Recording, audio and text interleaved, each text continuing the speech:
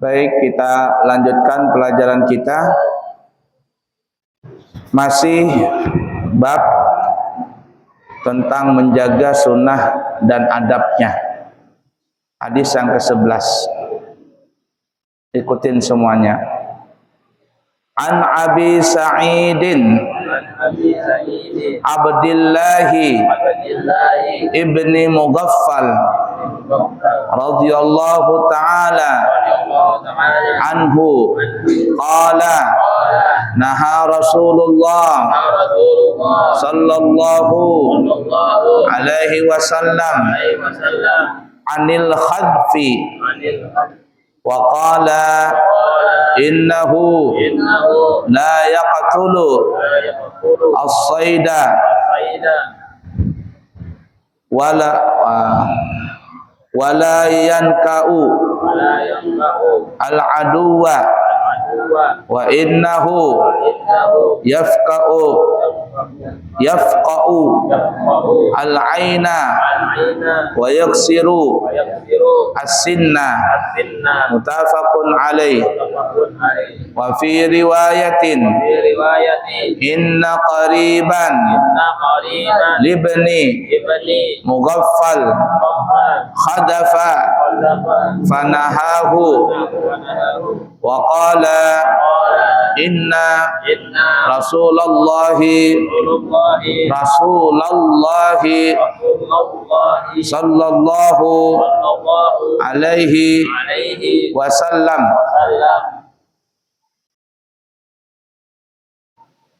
naha anil khadfi wa qala innaha la tasidu saydan thumma ada faqala uhaddithuka anna Rasulullahi sallallahu alaihi wasallam naha anhu thumma utta takhdifu la ukallimuka abada. Perhatikan ini ya. Nih mainan kamu ini. Mainan anak-anak.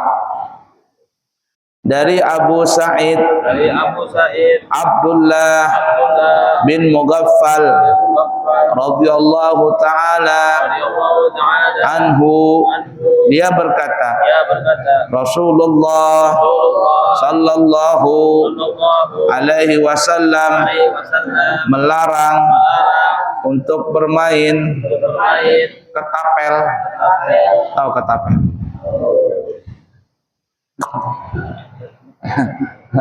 Nggih. Kalau kecil namanya ketapel, kalau besar minjanik. Kalau minjanik, nah minjanik tung begitu. Dan beliau bersabda, sesungguhnya ketapel itu dapat membunuh binatang buruan dan tidak bisa untuk melukai musuh. Hanya saja ketapel itu dapat mencungkil mata dan mematahkan gigi.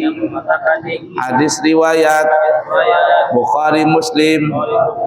Dalam riwayat lain dikatakan sesungguhnya karabat Ibnu Mughaffal ada yang bermain ketapel, kemudian ia betul cara mengucapnya, dilarangnya dan dikatakan bahwasanya Rasulullah sallallahu alaihi wasallam melarang untuk main ketapel, itu tidak bisa dipakai untuk berburu, serta ia mengulang-ulangi perkataannya itu. Kemudian akhirnya ia berkata, kamu telah saya beritahu bahwasanya Rasulullah sallallahu alaihi wasallam melarang main ketapel, tetapi kamu masih juga main ketapel. Oleh karena itu aku tidak akan berkata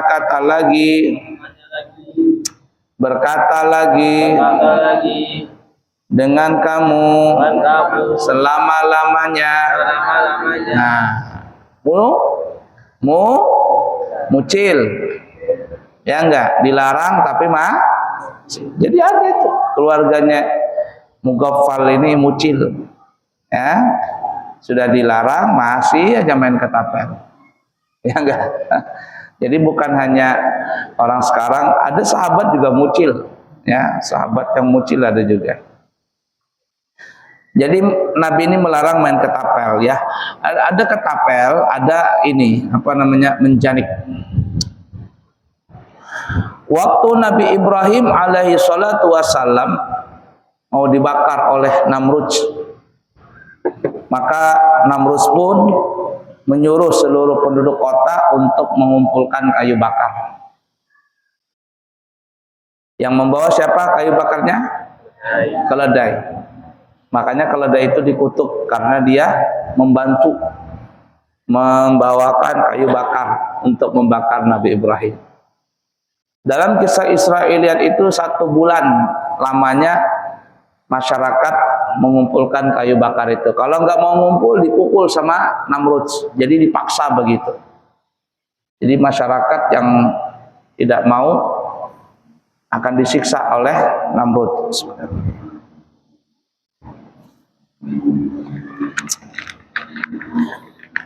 Setelah kayu bakar itu terkumpul 1 bulan,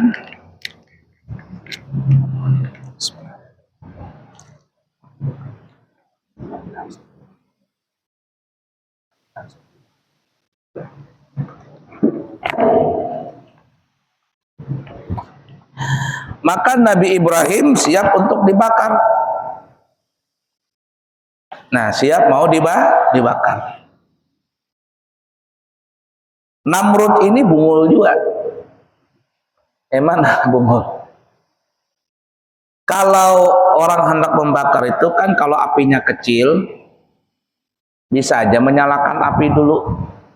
Hanyar belakangan membakar iwaknya. Orang hendak bakar iwak tuh, nah, iwak dulu kah ditaruh atau menyalakan api dahulu? Nyalakan api dulu.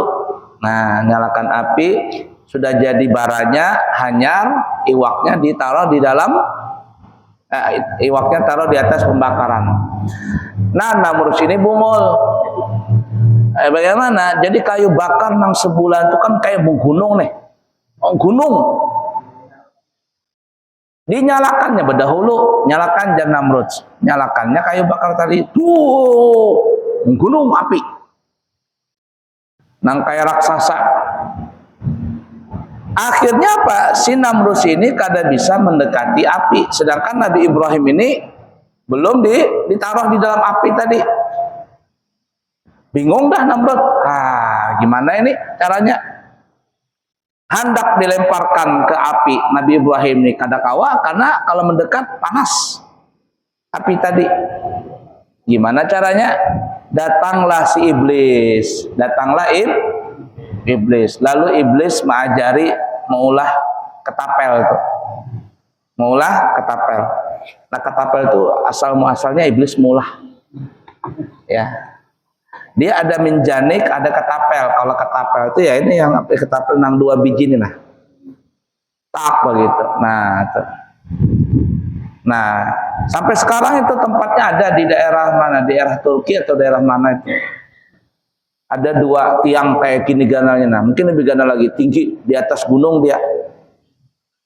Nah, jadi diulahkan sama kata iblis begini aja Namrud. Ulah minjanik ketapel, ulah ketapel, diulahkan tiang tadi ganal. Nabi Ibrahim diikatkan apa karat tuh. Nah, ditarik begini. Nabi Ibrahim di ketapel tadi. Baru dilepaskan, cuk, meluncur Nabi Ibrahim kemana ngarannya itu? Ke api tadi. Nah, jadi yang pertama mengolah ketapel itu iblis. Nang mengajari mengolah ketapel itu. Menjanik. Nah, kalau ketapel ini yang kita sebutkan ini ketapel halus. Al-khadfu namanya. Al-khadfu, ketapel kecil. Nah, Nabi melarang bermain itu. Siapa di pesantren kekenakan main ketapel? Dada, main kelayangan, Bang? Masih ada. Nah, main ketapel itu nggak boleh. Kenapa? Karena kata Nabi, kalau untuk berburu bisa melukai hewan, bisa nangkap hewan lah. Ya, bisa membunuh hewan. Kalau binatangnya kecil, kayak burung pipit bisa aja. Tapi kalau mengenai musuh, tidak bisa melukai musuh. Tidak bisa melukai musuh. Nah, kecuali ketapel nangganal. Nah, bahayanya kalau main ketapel itu bisa kena mata. Kalau kena mata apa ya? Rusak mata. Naudzubillahi min dzalik. Nah, tercongkel. Naudzubillahi min dzalik. Nasallallahu alaihi. Atau apa? Bisa kena gigi, patah gigi gara-gara main ketapel. Artinya ketapel ini tidak ada manfaatnya.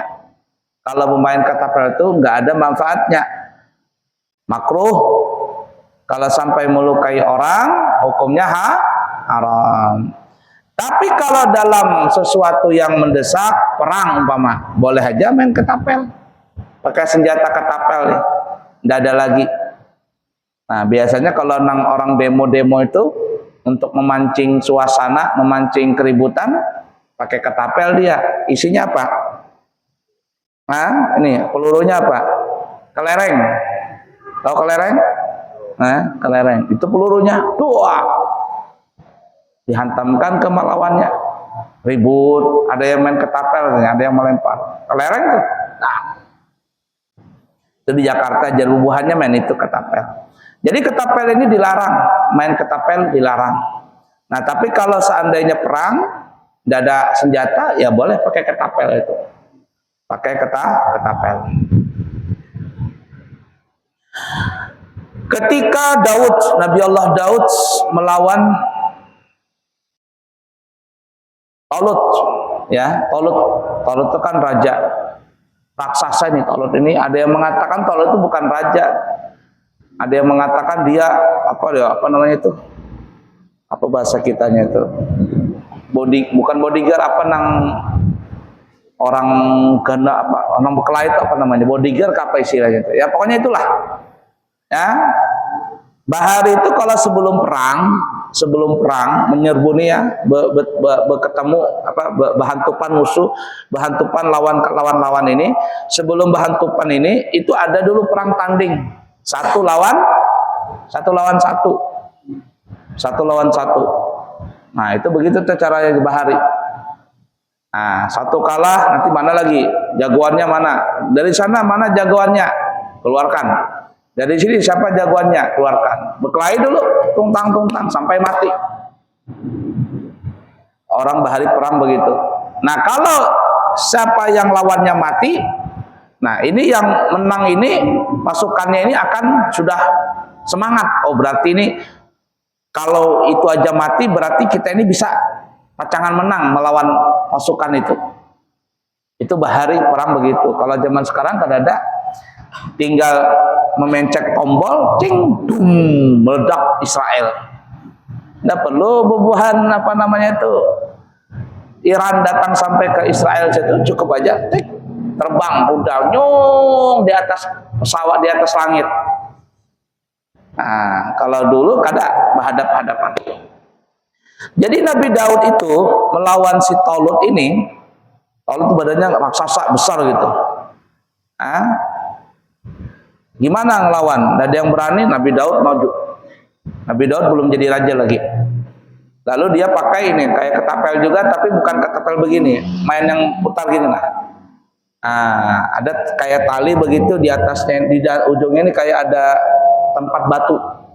Ada tempat batu. Putarnya gini, dung. Batu itu terlempar kena si Talut, dung, kena di sininya.